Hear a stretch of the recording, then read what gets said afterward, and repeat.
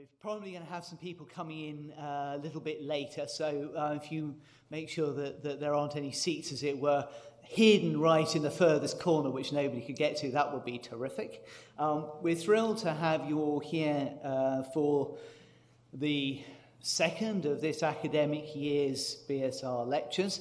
And this one is a little bit different because it's going to be a conversation between four people behind me who I'll introduce in a moment, but it's also a conversation I hope you'll feel that you can join in, either in questions afterwards or in drinks. But before we get on to the subject matter of this evening, I just wanted to say, as I customarily do, a few things about the state of the nation, or at least the state of the British School at Rome. I'm delighted to say that the BSR is coming to the end of a good financial year.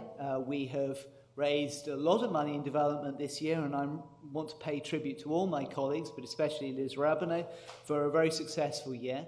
As some of you will know, and others of you will come to know, we're also launching over the next 2 or 3 months a legacy campaign, something that we've never had at the British School at Rome before, but early indications are that there's a lot of interest in supporting the British School at Rome in this way, and I'm sure that that will all contribute, as well as annual giving and the various other gifts that we're receiving, to the bigger project which the British School has, which is to lay the basis for its second century.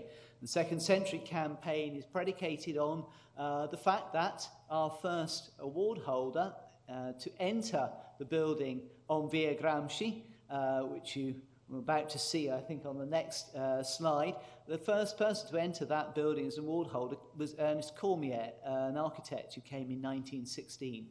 So we're just beginning, really, the second century of our residence in this extraordinary place. And we've had many occasions in which we've been able to celebrate this, including, as you'll have seen, a visit from Her Royal Highness Princess Alexandra, who unveiled a donor board to commemorate the successful completion of the renovation work that we've done at the BSR. The BSR is clearly, obviously, a building, but it's a building that's animated by a spirit, and that spirit comes from the people who live and study and practice at the British School at Rome. We're just going through the process at the moment of making the awards for the academic session 2017-18, in which we'll have close on 30 award holders, ranging from prehistory through to contemporary studies, from manuscripts to painting, and a whole range of things which you will now be accustomed to at the British School at Rome as Britain's leading interdisciplinary research centre overseas. So we're really looking forward to meeting them all, and you'll be able to meet many of them at the lecture, which we'll have in June, and we will publicise, obviously, the names of those fortunate enough to have been chosen to spend time at the BSR. And it is a fortune, and we're seeing more and more that those who spend time at the British School at Rome are getting on further and further in their careers afterwards. So of the Humanities Award holders, this time I can say that absolutely every single one of the Humanities Award holders whom we chose has gone on to, has already secured a major position or award to carry on their studies. We've got 2 junior research fellowships in the UK, an award in Zurich, an award in New York, and several Leverhulme grants. So that's extraordinary.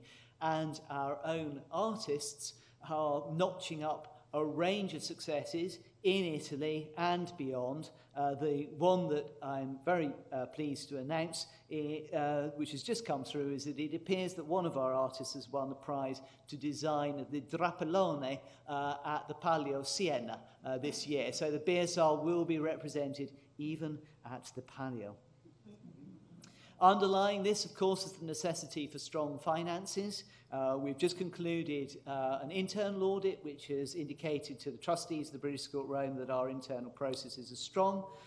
We have a sound balance sheet, and I'm confident that at the end of this year, the British School at Rome will be able to demonstrate that it has taken the decisions that it needs to move into its future. We are also assessing our research activity with an external research assessment which will conclude in October, and I am sure that the results will demonstrate that the British School at Rome supports the highest quality of research in every area of our activity, as I said, from prehistory to contemporary studies. And it's incredibly important, I think, that we recognise that diversity of activity. Now, often when we talk about the British School at Rome, and especially in this building, the British Academy, we tend to focus more on our humanities activity, which is what the British Academy generously supports and funds. But of course, we know, as members of that community, that the BSR is about far, far more than just humanities activity. It is a community which spans across the whole of arts, humanities and social sciences, including the visual arts and architecture. We're thrilled at the success of our artists, but more importantly, as Vivian Lovell, the chair of the Faculty of Fine Arts, was pointing out in our council meeting only this afternoon, it's increasingly clear that the visual arts are making a strategic case, helping us make the strategic case of the British Academy, as the work that happens at the BSR becomes more and more recognised, as our interdisciplinarity becomes more and more joined up. So we thought it was about time that we actually reflected on this interdisciplinarity and on the value of the British School at Rome to the visual arts by having an event that brought together former Fine Arts Award holders at the British School at Rome. And I'm absolutely delighted to introduce, therefore, the panel that will talk about art, culture and internationalism for the rest of this evening. The evening will be chaired by Professor Dawn Ades, Fellow of the British Academy, Professor of Contemporary Art and Theory at the University of Essex, and she is joined by 3 former award holders, 2 of whom I'm delighted to say I shared my time at the British School at Rome with, Eliza Bonham Carter and Cornelia Parker, who were at the BSR in the what I consider to be a really rather wonderful year of 1988 and 1989. I had an enormously good time. And also Adam Chodzko, who was with us in 1998-9. So we have a whole range of practice.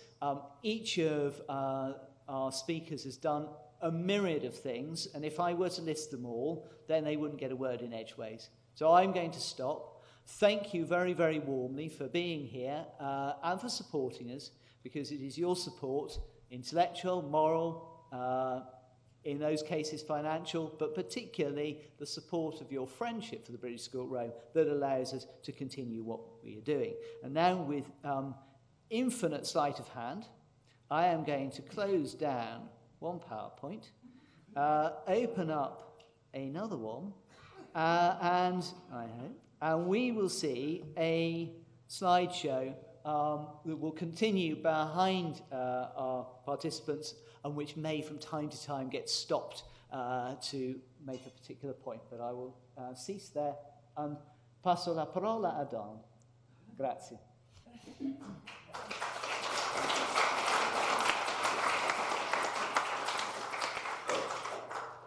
Thank you very much, Christopher. Is that, can you hear? Do I need to pick this up? Is that all right? Yes? That can be heard at the back. Just.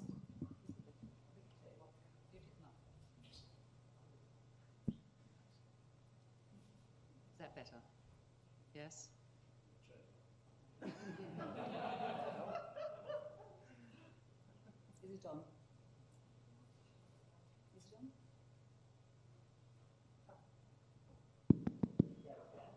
That's on, yes? Okay, fine, good. Thank you. Any confusion to do with the PowerPoint is entirely my fault, because I thought it was important each artist should have a chance to talk to their own images, but this may not work out. I'm just here to see fair play in this conversation, but I would just like to say a couple of things. Firstly, that I hope you have a chance while you're in this building to look at some of the work that has been lent by British School at Rome artists over the last year or so, thanks to Vivian Lovell. I'm very grateful to you for this. And we have work by Phil Allen, Alison Wilding, Liz Riddell, Anthony Malinowski, and others around the building, and we're very proud of it. The second thing is that I was curious about the history of the Rome scholarships. And I have to say that the Royal Academy Rome scholarships are not the same thing. There's not a direct line, but nonetheless, there are connections. It's a very interesting history. It goes up and down, but it goes back a long way, artists going to Rome. And, of course, the Royal Academy was founded in 1768 with Joshua Reynolds as the first president.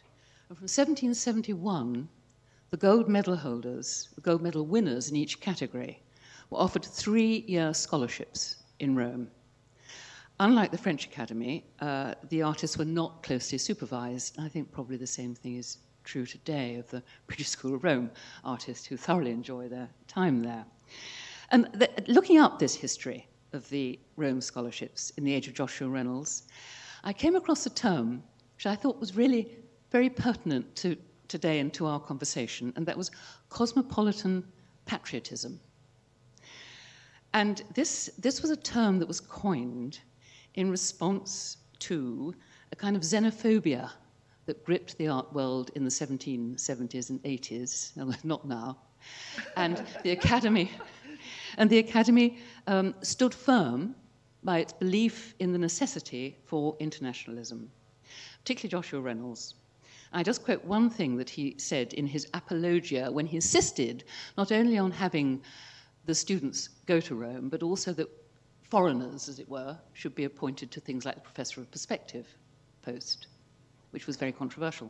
And so he said that it was the object of the Academy to raise a school of arts in this nation, that if we could accelerate their growth by foreign manure, it was our duty to use it. And I think that internationalism is something we hold to, and the visual arts actually are a beacon, in a way, of internationalism, of cosmopolitan patriotism in this country. So I'm now going to hand over to Adam. Let me just explain what the conversation, how it will work. We have 3 questions that Christopher devised for this conversation. Firstly, how did working at the British School in Rome impact on your practice? Secondly, how do you perceive the importance of international engagement in your work and practice? And finally, how do you identify and describe the value of culture? So each of the panel is going to speak in turn on those questions. And Adam, could you start? Okay, thank you. Can everyone hear me if I don't use the microphone? Because I have some props, glasses and stuff. I don't think I can also hold a mic. Can you hear me at the back? That's okay. I'm going to have a go at trying to remember my experience in Rome in terms of making work. I certainly know it had a profound effect on my approach and processes to making art. And so I regularly talk about the piece I made in Rome back in 1998. Just to say, I was there for 3-4 months. I pretty much started making work, I think, in 1990. 1990, I kind of officially began. So it was relatively early on in my career as an artist. And I arrived in Rome with this decision that I was going to make a piece of work about the present or at least the recent history there. So I decided to kind of veer away from what I felt was a kind of oppressive weight of ancient history and tackle something that was very recent. And I was interested, and still am, in the film director Pier Paolo Pasolini, and particularly in a film that I used to go and see when I was a teenager at the Scala Cinema in King's Cross, before it got banned, which was Pasolini's last film called Salo, or 120 Days of Sodom. And it was allegorical, it was an allegory of fascism, it was also based around the Marquis de Sade's writing. And in it, you see these 4 libertines who capture a group of 16, well, I should count them. 16 adolescents And then the rest of the film is how they very elegantly and in a very sophisticated way dispatch them. And it's incredibly cruel by implication, but it's not explicit. Anyway, shortly after the completion of the film, Pasolini himself was murdered. So the whole film, the subject of the film and Pasolini's own life, where it was a very sort of bloody time. And this was around 1974 and 1975.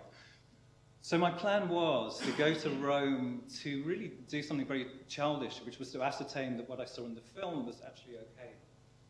So it was to create a kind of reunion party of the people who had been seen to be killed within the film. So I wasn't interested in the kind of leading actors, but actually the non-actors who played the part of these 16 adolescents. And it was quite difficult finding them. I worked with the Pasolini Foundation. There were lots of people who were still around, who were part of the original film. The editors, there was a lot of support, not only from the British School, but from various kind of film institutions within Rome to help me find people. But it just didn't seem to find anyone other than this one person who came forward quite quickly. And then I noticed after a few months of sort of roaming around and the people's, because I advertised in the local newspaper, there was also posters everywhere, and I still have one of the flyers now. They're like this, they've been projected up there. So they showed all the faces and they make this claim that together we will make something new. And I made a piece of work instead with these group of doubles, because I realized that in 1998, a lot of the teenagers in Rome looked pretty much with the same haircuts as people had in the early 70s. So I managed to find doubles for each of the people who were missing from the original film, and they held this kind of party with the authentic original who'd also transformed, changed, grown 25 years older, who was their kind of guest of honor.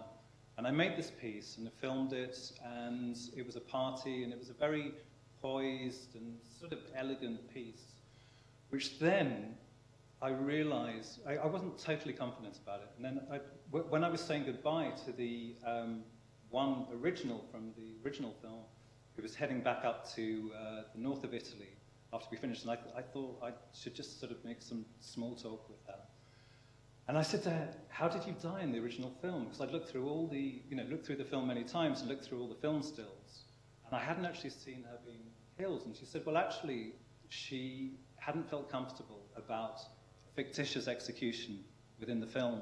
So I'd asked Pasolini if she could avoid taking part in it. And he was very respectful of people's boundaries and so agreed that she didn't have to. So very weirdly, the one person who came forward in 1998 was the only person who didn't go through with a fictional death, which seemed to be the worst possible answer for trying to kind of ascertain that everything was okay. Was that actually there was something real about the film.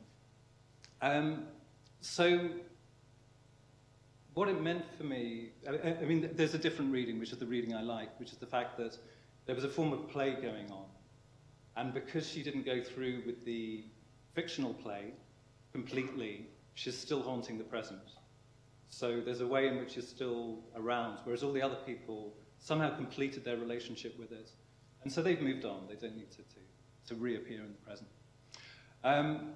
And for me, this made a really huge difference. I had to scrap a lot of the film that I'd made and then make this new thing based on this tiny scrap of information that had happened. And ever since then, I've worked according to that process where I have a plan, and then I pretty much allow it to degenerate according to the reality that happens through an unfolding process that happens in the moment, stimulated by the very unsettling circumstances of being somewhere new or working with new people, or working with new subject matter, or working with new media, or working with new technology. So to always be in this sort of state of freefall and improvisation, and to allow chance to affect the outcome of the work. So for me, that was the first sort of moment when I recognized that. Why that particularly happened in Rome, I'm not sure. I think maybe this will tap into the questions about internationalism. But certainly, I've always found that being somewhere, I mean, even as an artist, I think there's a tendency to sort of to produce some sort of familiarity and comfort. practice. And as soon as that gets destabilized by being somewhere that's somewhat uncomfortable, a different cultural place, with a different set of circumstances, also a whole series of mistranslations about what it is you're trying to do, that suddenly looking becomes acute. There's a sort of hypersensitivity to what goes on. A sense also of time being finite and precious, so time's running out. So therefore you have to work with what is immediately in front of you, with what is happening. So I think all these things together produce that work.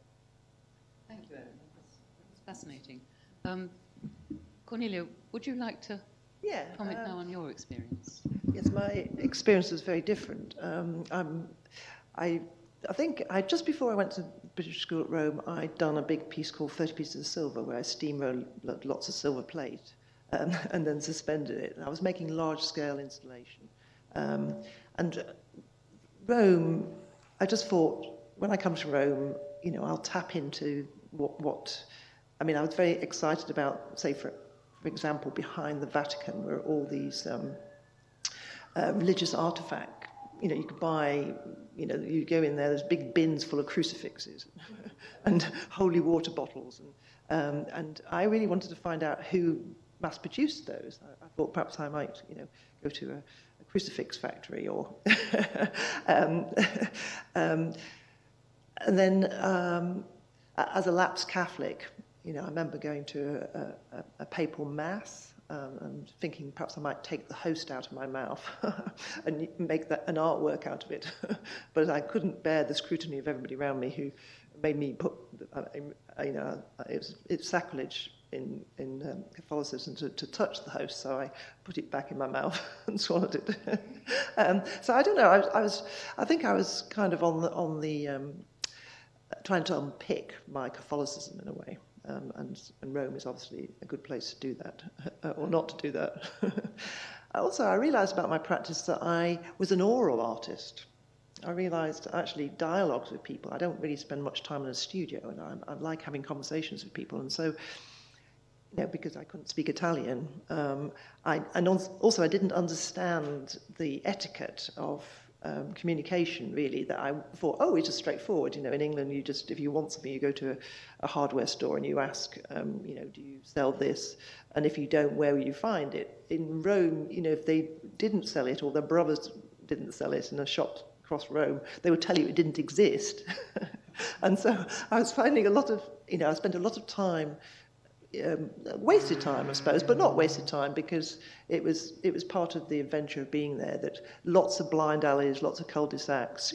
I realised quite quickly I wasn't going to be able to make this large-scale sculptural work that I was going down to Porta Potosi Market and trying to buy silver-plated objects, which all cost about 50 times more in London. So I started making things out of things I could buy in sort of the grocery shops. Dried fruit, pieces of chalk, just everyday materials, things that didn't take, after trying for a while to get pieces of coal silver plated, for example, with my commander battalion didn't work. Lots of little red herrings like that. So I spent most of my time treading the streets of Rome, buying things from, not from hardware shops, and making weird, strange things in the studio, which I don't normally do. Is this cutting out, or is it just me waving it around? And I think the two pieces that came out of that was, I did quite soon after I came back, I did a piece where I drew all over a schoolhouse with chalk up in Glasgow as part of the Edge Festival. And I tried it out. I was chalking all over the tennis courts at the British School of Rome and all over the walls, thinking it might just wash away in the rain, which I think it stayed there for a long time because it didn't rain much in Rome. I don't know if I've got an image of that. I thought I sent it. And also, I made when I came back. I came back from Rome. I went out there again the next summer to be in the Mostra, and I went out and bought all this dried fruit, and I had a big fruit swarm flying in through the window on the stairwell of the British School, oh, this is a piece I did after I came back from Rome, which wouldn't have happened if I hadn't been there. And I remember meeting William Golding at the opening, the Lord of the Flies, and me and him having this conversation about this installation I made, which looked like a swarm of flies coming in through a window, but it was just dried fruit. Okay. Thank you, Cornelia.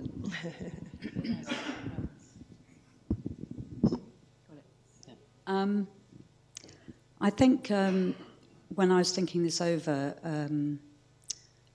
prior to today, I think the thing that first came to mind about arriving in Rome, and I arrived directly after finishing my master's at the Royal College, I was I'd been painting non-stop for, what felt like months. And actually, I was really looking forward to being somewhere where I was out of my familiar place and away from familiar people, either kind of peers or tutors, and being kind of free. And I think the thing that struck me very immediately about Rome was its appeal to all of your senses. So, I went there knowing that I was going to be seeing extraordinary things. But then what I experienced was the most extraordinary tastes, the most beautiful kind of weather that kind of made you feel fantastic. Amazing smells as you walk through the Villa Borghese. So it was first a kind of sensual onslaught, which then also led me to recognise that, and I hope if there are any Italians in the room, you won't think I'm generalising horribly, but that compared with the British, there's a belief in pleasure that exists in Italy, and that prior to this experience, that in a way I'd felt that pleasure was problematic in some way, especially in relation to the studio, and that suddenly one could maybe begin to consider that as something one could work with. And I came thinking about early Renaissance painters and that kind of troubled space, as it were, that attempt to make space on a flat surface. I was completely amazed and delighted by what I saw of that. But then there were all these other things that were just thrown in front of my eyes that I hadn't imagined or hadn't planned to look at. So there was that. So that's like Rome. But then I think the other thing that was incredibly impactful was the community of the British School. And I think the first and foremost, and this is something Sasha Craddock mentioned the other day, was this idea that you were being cared for, that it was a place that really cared for you and what you were doing and valued what you were doing. And secondly, that there was this extraordinary community of artists and academics, which meant that you could go on a walk with a group and a random group of people from the school, and you'd end up in a church, and you'd have information from an architect in one ear, information from a classicist in another. You'd have people talking about the history of religion. So what you ended up with effectively was just all of this multiple pieces of information, all centred on a single object or place or thing. And I think it helped me recognise that, what you see is what you understand from something is what you bring to it. So that all of these people were bringing this different information to the same thing and in a way receiving a different feeling or a different impact from that experience. And that made it really hard to make work. So I really struggled for a long time. But the work ended up, I think, being much more about surface than space, or that the space shifted into a different type of space. Fascinating. Very interesting what you were saying about interdisciplinarity as something you hadn't expected and found there. Yeah. And that, in a way, leads us, I think, to the next question, which we're going to address in a different order. Unless there's anything you particularly want to ask each other at this point, that's... I just wanted to say something, that I felt that the British school at Rome, when I was there, felt like a boarding school. Or, being at Oxford or Cambridge, it certainly had, although it had Italian staff, and when I was there, we had an exorcism.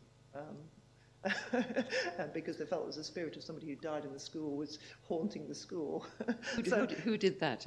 A British priest, a Catholic priest? Yes, a Catholic priest, not an Italian. It was Italian staff that wanted the exorcism. So, there was this wonderful combination of, almost like a boarding school in Rome, yeah. But having this, all the... Yes. I don't know. I should ask you, really. But everybody had a disturbance in the middle. Yeah. I think there was a disturbance in the middle of the night. A lot of the artists had felt there was some, there was nightmares. People had paint squirted across their canvases.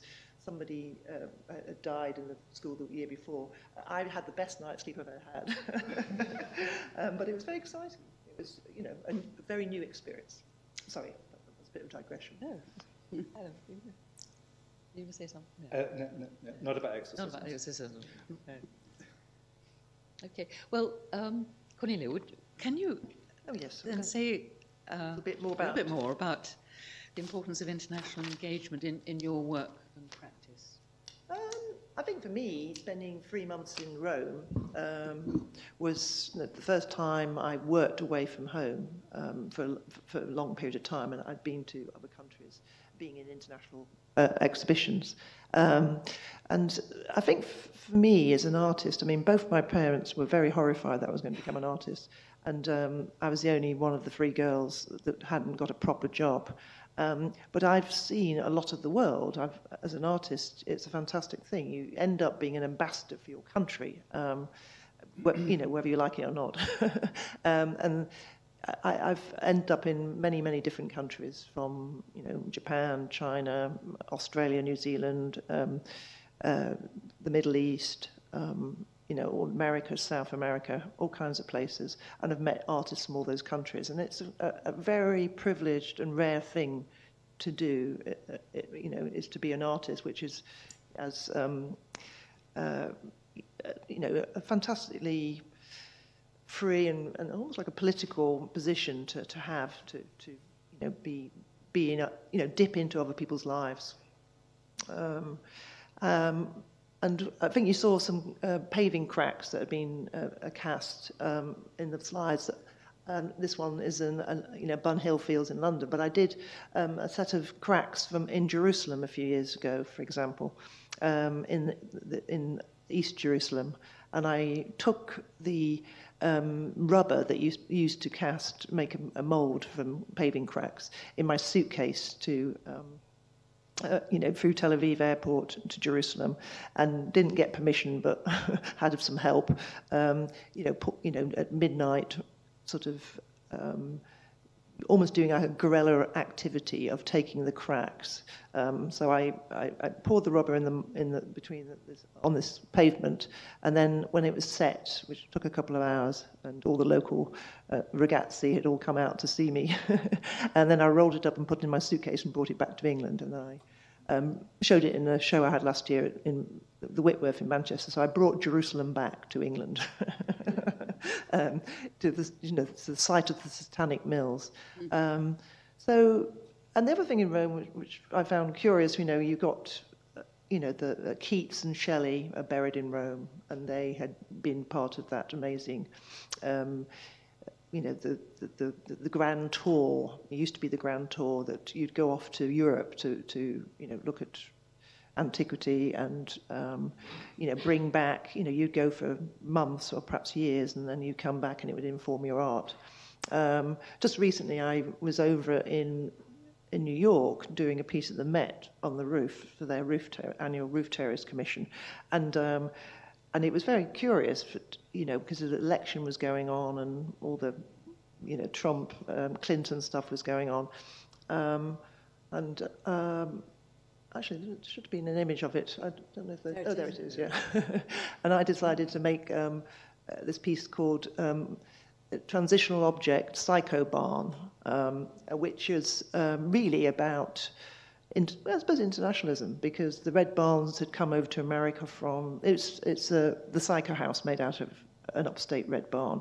But all these Europeans had gone over to America, this was New Amsterdam at one point, New York, and then, German barns, Dutch barns, Scandinavian barns, even British barns, and then it was taken on by America as the symbol of this, very down-home wholesomeness, which the barn's colour, the red of the barn came from, you used to mix animal blood with linseed oil to make the pigment, or rust. This is what people had large amounts of on farms. But somehow the animal blood and the pagan hexes and things they used to have on these barns in Europe became much more assimilated when they came to America. So it was like they had an innocence about them. And then the idea of Edward Hopper painting red barns and the house by the railroad. He'd come over to Europe. He was a Francophile. He loved French architecture, and he loved those, sort of mansard roofs and all that architecture had come over to America as Second Empire architecture. And by the time it spread over to LA, which is where Hitchcock was making his sets, it became Californian Gothic. It sort of mutated into something else. And so this barn, Psycho Barn, was based on Hopper's House by the Railroad, which is what Hitchcock had used as his influence. And I like the idea of it adding to the landscape, adding to the film backdrop of New York, which has got all these European. I always think of New York being Europe on steroids. That every culture from Europe has gone there and mutated. But so I suppose I'm just talking about architecture, I'm talking about our culture, I'm talking about how all these things, have been mixed up over the years. And now we're in a very weird moment where everybody doesn't want this to happen any longer. That, boundaries are suddenly coming up, and it's a kind of scary moment. Thank you. Am I right that the Psycho Barn's coming back here? It is, but it's not necessarily general knowledge yet. All right. Did you use pigs rather than linseed? Sorry? Did you use pigs rather than linseed? No, we used red barn paint, which you can get at every hardware store. There's a little bit of my blood on there, though. Thank you. Unintentionally. Eliza, would you say something about internationalism? Well, I think, yes. I think there's the kind of that personal experience that I had at the British School, which was incredibly impactful. And I think I've carried that through, that understanding of what an experience else in another place can actually reveal for oneself. Certainly in my current role as curator of the Royal Academy Schools, where we have a largely British but not entirely British cohort of postgraduate fine artists. And I think this is incredibly important that what you have in a place like that on a postgraduate programme, that you have that kind of cross-referencing and mixture of people and cultures. And I guess the reason I think that is because I don't think you can understand yourself until you recognise your difference from somebody else. And you don't even perhaps recognise that you have your own culture at all. You think it is just international. There's that quite Zen joke about the two fish, and one fish says to the other fish, "How do you find the water?" And the younger fish says, "Water." And I think having international students in a British organisation like that is where that can happen. in a way that can happen. And then we have a rather wonderful visiting professor, Jan Verwert, who's a writer. And he began to talk about this in terms of style and translation. So he says if you have an entirely mono group of people, they can make art together and they can kind of make little stylistic jokes and everyone gets the stylistic joke. But actually, if you introduce people from other cultures, then that's not possible anymore because that person comes with something else and they can't get that little tiny little tweaky stylistic joke. So actually, you would then have to rethink how you make your work and how you communicate. And at that point, that then becomes maybe more political and more conceptually complex. Have you heard Tim Harford's talks about messiness?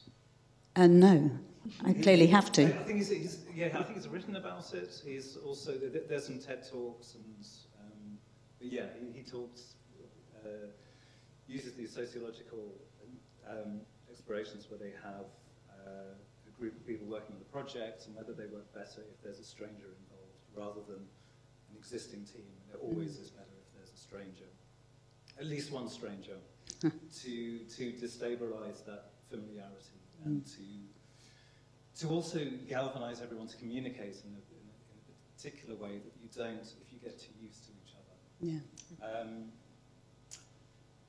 Certainly at the British School, in terms of internationalism, as you've said, Eliza, there's the community of artists and archaeologists and architects and art historians within the school, but also there's all the other academies around. So I met some amazing artists who were from the Danish Academy, which I think is one of the closest. The American Academy, there was the artist Charles Ledre was over. So there's also that opportunity, again, of sort of feeling you have this very finite time there and that you're just sort of passing in this opportunity that may never exist at any other time. And then also there's all the Roman artists who are really keen for you to see their work. And particularly at that time, I think there was less opportunity for them to be international. So British artists being there was the opportunity. And it was funny because they'd never say, could you come and have a studio visit? They'd always say, would you like to come for dinner? And then during the dinner, just as soon as you finished the main course, before the dessert, you would have, suddenly these paintings would be brought out.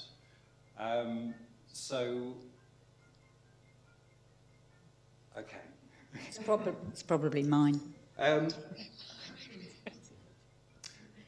But also in terms of international, I think it is. I now live in Kent, which does not enjoy the multiculturalism of a big city, unfortunately. And I think in terms of my practice as an artist, it's been very important for me to identify what internationalism there is within Kent, and also to really again provoke where our culture is being kind of viewed from, and to try and catalyze some sort of perception of it from the outside. Again, as Eliza was saying, so that we can see ourselves. So quite early on when I was down there, I worked with a group of Kurdish asylum seekers who were based in Margate, just very temporarily, because at that point, Kent believed it was full, and so they were very quickly displaced up to the north of England. So they were only around for a few days, and I worked with them to archive an artist's, basically it was the Cubit Archive, so it was an archive of a gallery and a studio complex, and it was all their exhibitions, their reviews, their committee meetings, and to put it in to become custodians of it. And in the end, they buried it in the estuary mud, and they were the curators of this stuff, which was annotated in Kurdish, so it became part of this unless you spoke Kurdish, a sort of separate decision-making, but it just displaced it from becoming part of a consensus. And then similarly worked with a group of Romanian strawberry pickers not far from where I live. There's a huge strawberry farm that supplies strawberries for Tesco's and Sainsbury's, and And I worked with them, I gave them an archive of hop pickers. So it was hop picking from the 20s, it was films of hop pickers from the 20s through to the 70s. And it was in the same landscape, so it was the same landscape that they were picking strawberries.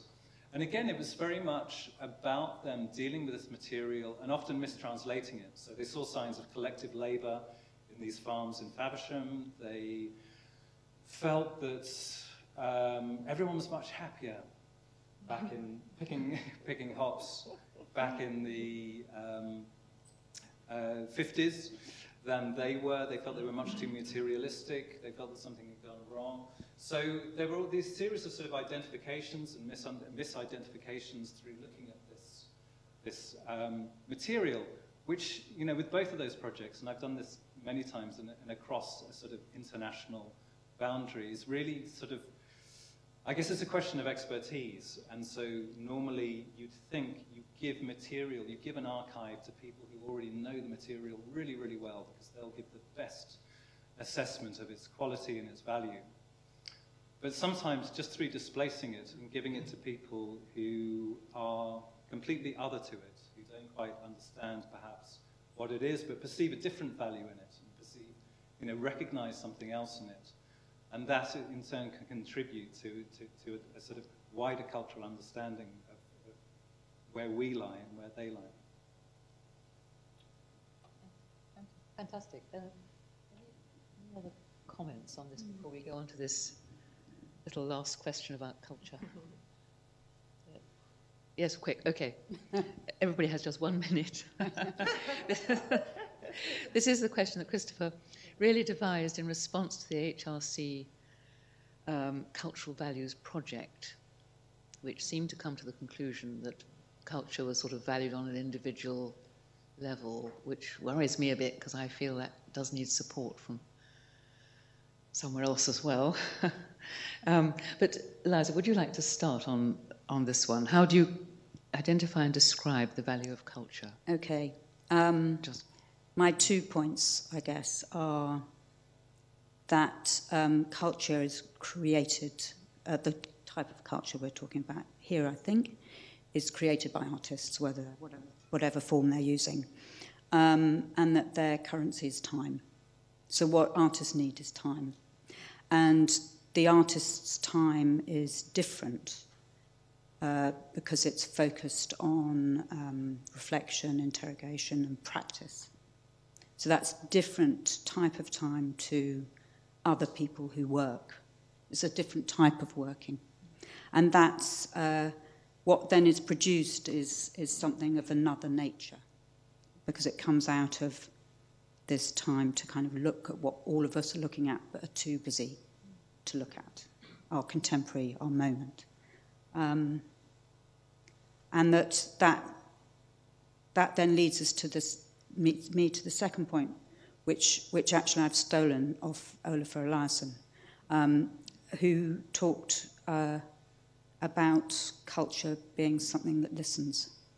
So he says it's unlike everything else around us, the economic, the, you know, whatever it is, the political. Because what happens when you engage with culture is it resonates within you. And so there's a question of recognition, and you are listened to through culture. So that's what I've got to say. That's its value. That's great. Thank you. Thank you. Adam, would you like to? Yeah, I think just very simply, I think culture is, you know, the value of culture is to provoke imagination. And I worry at the moment that there's a general tendency, you know, through neoliberalism, through the last throes of capitalism, but also you know, through precarity, through the amount people are working, through the amount people are having to work, wage stagnation, that people are having to work harder and harder, leaving less and less room for imagination. And I think when also with a move towards populism and to increasingly authoritarian governments, where there is the perception, or that there is the claim that there is a control over reality. So, you know, an obvious example, the claim over the crowd scenes with Trump and Obama is an astonishing blocking of what we perceive, and a claim that power determines reality. And I think if that starts happening, you know, a lot of the discussion that immediately followed various political changes recently is, you know, where is the imagination? Where do we find solutions? Where do we find alternatives? And we desperately need room for culture and, you know, time for culture and imagination to consolidate those and perhaps to create them collectively. But I think it's a really, I would say, a more important time than any recent time to value culture at a time when also it is very much under threat. Absolutely. Could I just add that my resonance was one of activation, not of smothering and smoothing down. Yeah, I think it's an active kind of makes one alert. Yeah. Last word, Cornelia. I think as we move towards the idea of robots and, you know, mechanization and people losing their livelihoods, you know, I think the idea of people, each individual having creativity, you know, being able to think their way out of, you know, the mother of, you know, sort of necessity is the mother of invention. And I think we are going through and starting to come into a very difficult time when I think creativity is going to be needed on from every single person, and whether that's culture or not. But I think we need everybody to think their way out of the planet just about to be, you know, have runaway global warming, which nobody's listening to and nobody's focusing on because they're too busy frittering their time on small things.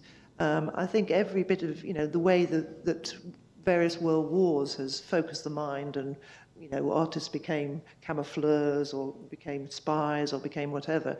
But, you know, when I always think about say, prisoner of war camps, the amount of creativity that went on in prisoner of war camp when they were trying to escape, you know, or people smuggling things across borders, there's a huge amount of creativity there. There's a different kind of culture that I think is, I mean, there's big culture, there's opera, there's, you know, museums and all that, but I think somehow the culture that individuals can have amongst each other, you know, that we,